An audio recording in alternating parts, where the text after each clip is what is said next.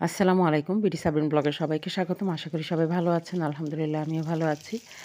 তো অনেকদিন পরই আসছি। আসলে শরীরটাও ভালো না আর একটু ব্যস্ততা আছে। তো এখন রাতের জন্য আসলে কিছু করতে হবে। তো কিছুই খেতে ভালো লাগছে না। আর কাশতে মানে এত কাশি, গলার অবস্থা খুব খারাপ। তো ভাবলাম যে কাঁচা টমেটো যেহেতু এখন বাজারে অহরহ, তো কাঁচা টমেটো একটু ভর্তা করে নেই। আর কাঁচা টমেটো আমাদের কাছে ভালোই লাগে। আমরা খাই। আমাদের ঘরে ভালোই লাগে। সবাই খায়। আর এখন আমি তেল গরম হলে তেলের মধ্যে দিয়ে দিয়েছি রসুন, পেঁয়াজ এবং শুকনা মরিচ। শুকনা মরিচটা একটু বেশি করে দিয়েছি। তবে এখন আমি এখানে দিয়ে দেব সরিষা শাক। তো সরিষা শাক দুপুরেই ভাজি করতাম, কিন্তু দুপুরে করতে ইচ্ছে করেনি।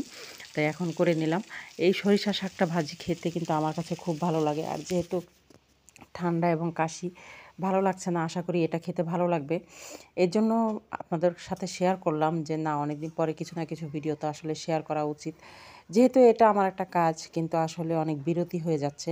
আর আপনারাও সরে যাচ্ছেন চ্যানেল থেকে। আসলে পাশে থাকবেন, সাথে থাকবেন, সাপোর্ট করবেন। কিছু ব্যস্ততা আছে বলেই হয়তোবা ভিডিও দেওয়া হচ্ছে না। এখানে শাকটা কিন্তু ভাজি হয়ে গেছে অলরেডি। শাকটা আমি নামিয়ে নিয়েছি। শাক দিয়ে লবণ দিয়ে পরিমাণ মতো নেড়েচেড়ে পানিটা শুকিয়ে তেল তেল হয়ে গেলেই শাক নামিয়ে নিলে হবে। সরিষা শাক হতে বেশি সময় লাগে না। জাস্ট লাইক পালং শাক, মূলা শাক এই জাতীয় আর কি, হয়ে যায় খুব অল্প সময়ে। এখানে কড়াইতে আবার তেল দিয়ে দিলাম। এখন পেঁয়াজ আর শুকনা মরিচ দিয়েছি। একটু নেড়েচেড়ে হালকা লাল হলেই আমি এখন এখানে দিয়ে দেব কাঁচা টমেটো। তো এই কাঁচা টমেটো ভর্তাটা কে কীভাবে খান? অনেকে সিদ্ধ করে খায়, অনেকে হয়তোবা দেখা যায় কি ভাজি করে খায়।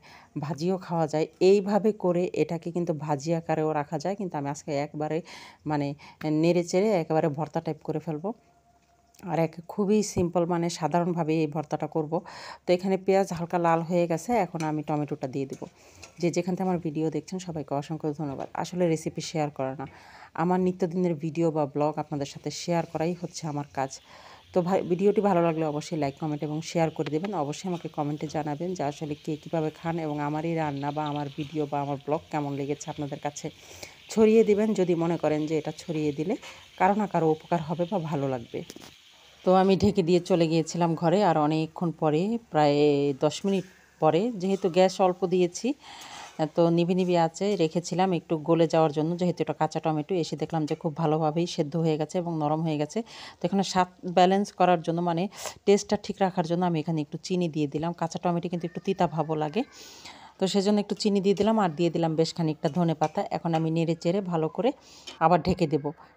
এটা একটু আরেকটু জুসি হয়ে যাওয়ার জন্য। যেহেতু চিনি দিয়েছি, চিনি দিলে তো একটু জুসি ভাব আসবেই। তো এখানে আমার অলরেডি ভর্তাটা হয়ে গেছে, আমি নামিয়ে নিয়েছি। ভিডিওটা কেমন লাগলো অবশ্যই আমাকে কমেন্ট করে জানাবেন। ভালো থাকবেন, পাশে থাকবেন। আল্লাহ হাফেজ।